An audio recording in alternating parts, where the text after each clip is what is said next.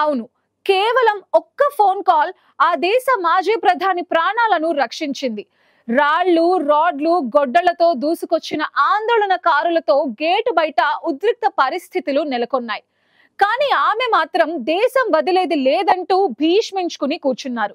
Sudden గా అప్పుడే వచ్చిన ఓ ఫోన్ కాల్ కేవలం 20 నిమిషాల తేడాతో ఆమెను ప్రాణాలతో ఉండేలా చేసింది. ఇదంతా ఒక సినిమా స్టోరీ కాదు. గతేడాది ఆగస్టులో బంగ్లాదేశ్ లో మాజీ ప్రధాని షేక్ హసీనా నివాసం దగ్గర జరిగిన సంఘటన. అసలు ఆ కాల్ ఎవరిది? ఆ 20 నిమిషాల్లో ఏం జరిగింది? Let's watch the story.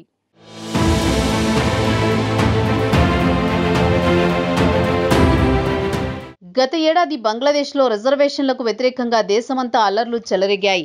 ఆ నిరసనలు క్రమంగా హింసాత్మకంగా మారి ప్రభుత్వం స్తంభించిపోయింది. వీధుల్లో అల్లకల్లోలం నెలకొంది. వందలాది మంది ప్రాణాలు కోల్పోయారు. ఈ పరిస్థితుల్లో అప్పటి ప్రధాని షేక్ హసీనా తీవ్ర ఒత్తిడిని ఎదుర్కొన్నారు. ఆమెపై నిరసనకారులు తీవ్ర ఆగ్రహంతో ఉన్నారు. హసీనా రాజీనామా చేయాలంటూ నినాదాలు, అల్లకల్లోలం సృష్టించారు. చివరికి ఆ నిరసనలు అంతకంతకు హింసాకాండగా మారి హసీనాకు ప్రాణహాని ఏర్పడింది. 2024 ఆగస్టు 5 మధ్యాహ్నం 1:30 సమయంలో బంగ్లాదేశ్ ప్రధాని అధికారిక నివాసం గణభవన్లో పరిస్థితి ఆందోళనకరంగా మారింది. బయట మూకలు గుమిగూడి భవనంపై దాడి చేసేందుకు సిద్ధమవుతున్నాయి. పరిస్థితులు ఎలా ఉన్నా దేశం వీడే ప్రసక్తే లేదని హసీనా పట్టుబట్టారు. ఆమెని ఒప్పించమని సోదరి రెహానా, అమెరికాలో ఉంటున్న ఆమె కుమారుడు వాజిద్ ను Bangla army chief, air force, navy చీఫ్లు రంగంలోకి దింపారు. మరోవైపు ఆగ్రహంతో రగిలిపోతున్న మూకలు అధికార భవనం వైపు వేగంగా దూసుకొస్తున్నాయి. అప్పటికే హసీనా ప్రయాణించే ఏ విమానమైనా తమ గగనతలంలోకి ప్రవేశించేందుకు భారత ప్రభుత్వం అనుమతి ఇచ్చింది.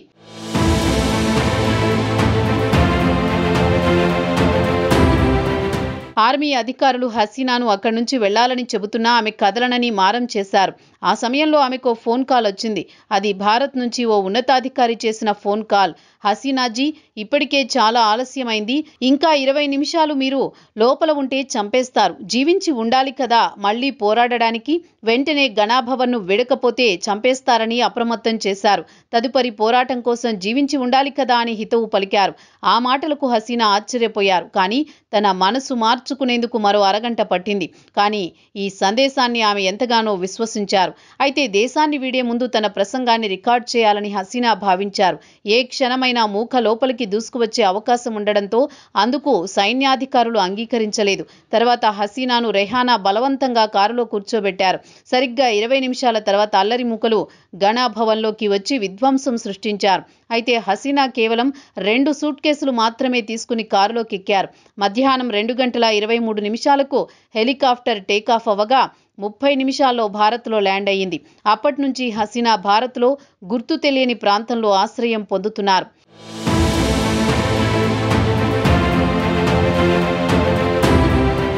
ఇదంతా Insha Allah Bangladesh the story of an unfinished revolution అని పుస్తకం ద్వారా బయటపడింది. ఈ పుస్తకం రచయిత ఆ రోజు గణభవన్లో జరిగిన ప్రతి చిన్న విషయాన్ని పుస్తకంలో పూసగుచ్చినట్టు రాశారు. అయితే ఆ ఫోన్ కాల్ ఎవరిది అనేది మాత్రం రహస్యంగానే ఉంచారు. కానీ భారత్ నుంచి వచ్చిన కాల్ అని మాత్రం స్పష్టం చేశారు. ఆ రోజు ఆ కాల్ రాకపోతే హసీనా కూడా తన తండ్రి షేక్ ముజిబుర్ రెహమాన్ లాగా ఇంట్లోనే హతమై ఉండేవారు. 1975లో ముజిబుర్ కుటుంబం మొత్తం మిలిటరీ తిరుగుబాటులో చనిపోయింది. హసీనా, రెహానా విదేశాల్లో ఉండడం వల్లే బతికారు. ఇప్పుడు దాదాపు 50 ఏళ్ల తర్వాత అదే కుటుంబం మీద మళ్లీ ప్రాణముప్పు ఏర్పడడం చరిత్ర పునరావృతంలా అనిపిస్తోంది. ఒక్క కాల్, 1 నిమిషం ఆలస్యమై ఉండి ఉంటే బంగ్లాదేశ్ చరిత్ర మరోసారి రక్తంతో వ్రాయబడేదేమో అని విశ్లేషకులు చెబుతున్నారు. ఈ ఘటన బంగ్లా భారత్ సంబంధాల్లో కొత్త అధ్యాయాన్ని రచించింది. అల్లర్ల తర్వాత నుంచి భారత్ హసీనాకు ఆశ్రయం కల్పిస్తోంది. అయితే ఆమె రాజకీయ భవిష్యత్ ఇంకా అంతుచిక్కని ప్రశ్నగానే మిగిలిపోయింది. బంగ్లాదేశ్లో మళ్లీ ఆమె రాజకీయాలు ఎలా ఉంటాయో తెలియదు. కానీ ఆ 20 నిమిషాలు మాత్రం చరిత్రలో నిలిచిపోతాయి. మొత్తంగా ఆ ఒక్క ఫోన్ కాల్, 20 నిమిషాల తేడా షేక్ హసీనా ప్రాణాలు కాపాడింది.